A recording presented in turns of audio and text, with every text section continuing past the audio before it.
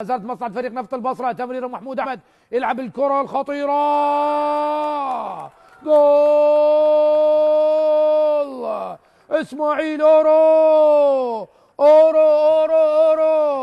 التوغولي يسجل أول أهداف هذا اللقاء أمام أنظار بردتش، الذي يعرف تماما أهمية هذا اللقاء، أهمية هذا الانتصار قبل الذهاب إلى أيام الفيفا.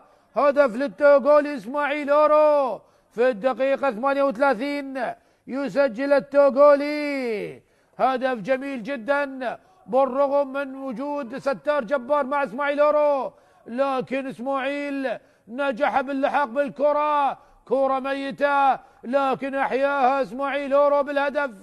شاهد شاهد شاهد شاهد استماتة من هذا الأورو الذي يسجل أول أهداف اللقاء، ورقصة الأدغال الأفريقي. تصويب مهيمن سليم ملاخ أمام مجتبى محمد. أول اختبار صعب لمجتبى ومهيمن سليم. الله الله الله الله، مجتبى محمد والاختبار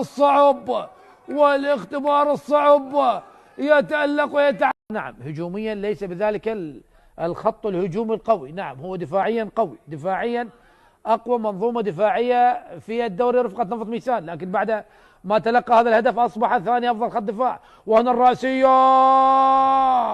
جول البديل كريستيان دومتي النيجيري يسجل هدف التعادل في الدقيقة 65 عن طريق كريستيان دومتي البديل الذي زج به ولي كريم في الشوط الثاني، نجح بإدراك التعادل. نعم ورقة هجومية ناجحة للكابتن ولي كريم، ودومتي يسجل الهدف. نعم هدف التعادل.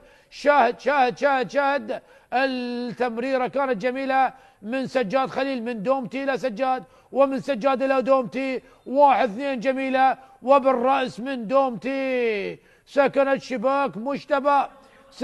شباك الحارس مجتبى محمد، الذي كان يمني النفس أن تخرج شباكه نظيفة في هذه المباراة، لكن رأسية صعبة من الغلبة. أورو يتقدم، أورو يبحث عن الثاني، إسماعيل جول ثاني لمصلحة فرسان الجنوب.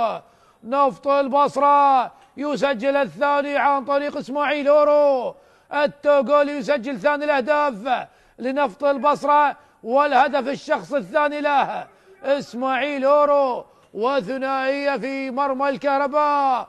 ونفط البصرة يسجل لأول مرة في هذا الموسم هدفين في مباراة واحدة. نعم هي أفضل مباراة لفريق نفط البصرة.